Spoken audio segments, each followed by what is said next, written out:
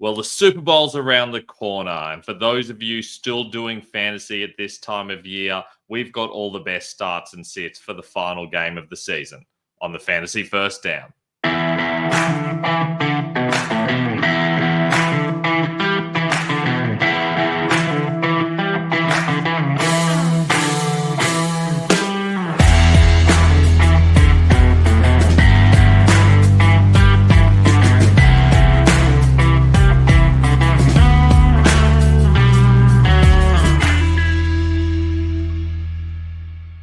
Super quick show today as I take you through the Super Bowl starts and sits. We'll also be talking a little bit about odds, but mostly this is going to be a very quick show because realistically, not many of you are still doing fantasy at this time of year. Having said that, if you're still thinking about fantasy, more thinking about your leagues for next year, make sure you check out all of my dynasty shows. I've gone through the quarterback, the running backs, and the wide receivers, and tight ends will be coming next week as well.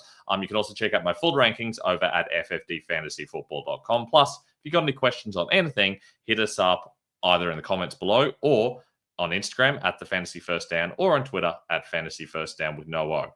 You can also check out my latest mock draft, which I released in the last couple of days as well, if you're interested in that side of things too, or you just want to know what players to look out in Dynasty as well. But let's get into my rankings for the Super Bowl. And we'll start off with running backs for no reason other than that's just the order I have them in. And obviously Saquon is the guy to go for. I think realistically, even if you're doing DFS, you'd have to be absolutely crazy not to be using Saquon, especially with Kenny Gainwell potentially out for this game. It's going to be a lot of Saquon the whole time. They have no reason to limit him at all. I expect him to get a massive amount of touches unless they fall behind early. And even so, probably a heap of checkdowns anyway. Kareem Hunt does seem to be in front of Isaiah Pacheco at the moment, but I'm not particularly interested in either.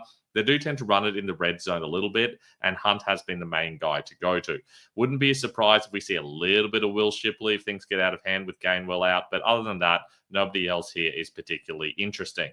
Wide receiver-wise, and A.J. Brown is nominally up the top, but this is not the greatest situation for any of those guys. You can definitely pass on KC, and I think Brown will be the guy they're more likely to go to. But Devonta Smith, I mean, he's had 4 targets each of the last 3 games. I don't imagine he's going to be getting a lot of action. If I'm going for someone that's not Brown, probably going for Xavier Worthy. A bit up and down, but he has been really good the last few games. He's finally getting starter snaps. He is the main guy in KC. He's been getting targets way over everyone else. Anyone else is basically going to be a fluke. You might see a little bit of Hollywood Brown, maybe a little bit of Hopkins. They'll certainly give him a target or two. Juju's been involved on and off a little bit, but I'm not expecting very much from him.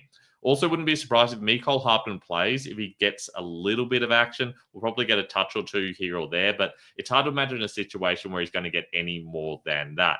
Jahan Dotson's been barely used in most of these games, so it's very hard to trust him, and anyone below that, well, they're a total lottery pick. I can't imagine why you'd be considering them. As for the other positions, well, Travis Kelce, you know he's going to be involved in the Super Bowl regardless of how you feel about the two teams and scripting and everything else, which I'm not going to get into at all.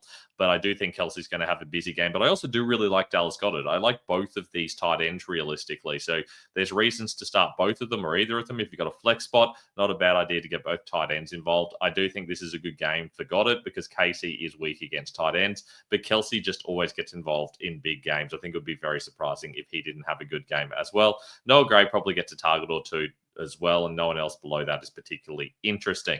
Now, as for the rest, quarterback-wise, it's pretty close. Technically, the Chiefs are slight favourites, but I do think Hurts' rushing floor definitely gives him the advantage over Mahomes, but not entirely impossible that Mahomes has the better game. I would be starting Hurts if I had the option.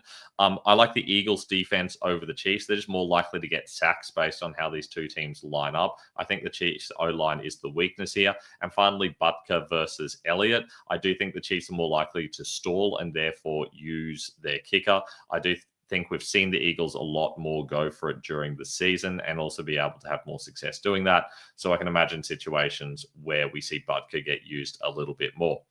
As for any other stuff, while the line's at 1.5, I personally prefer taking the Eagles. I think it's going to be very close. I think it would be more to evens for me if I was actually going to put a book on it. So for that reason, I'm backing the Eagles on the line. In any other situation, though, for the most part, I don't think there's much to get excited about in this game. Dallas Goedert, for example, is interesting. I do think he'll be more involved than most people think. And I do think Saquon's going to have a very, very big game if Kenny Gainwell's out. So that's something that's worth considering as as well.